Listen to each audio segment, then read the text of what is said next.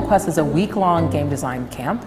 The focus is on making games with smartphones, and this summer we're focusing on location-based games. So the kids are using the smartphones, they're using GPS primarily, they're also using decoding features like semicode, tagging, capturing, all as a way to experiment and understand what some of the really fundamental ideas about game design are. Over the course of the week, kids move from an analysis and play of games into the making and design of games on sort of complex technological platforms like iPads and Nokia phones. So the very first thing you do as a game designer is you play. And this is something that you don't have to convince kids of, but it's a really important thing to understand that in order to be a game designer, you have to be a master of the thing that you're designing. So you have to be a master player.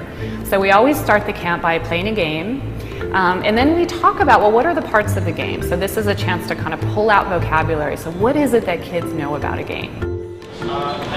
We are writing our story for our zombie circus, and this is the story.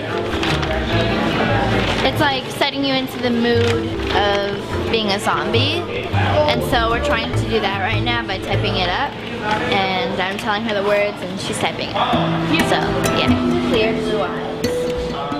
When we say game-based learning and game-like learning, we don't really mean video games all day. Kids might be designing video games, but they also might be working with non-digital games, they might be working with card games.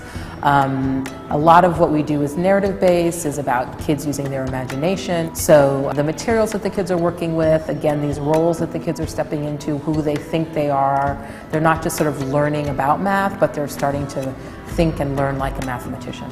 And that to us is really this crucial difference. That learning is something that's active, and the kids are experiencing learning in a different fashion.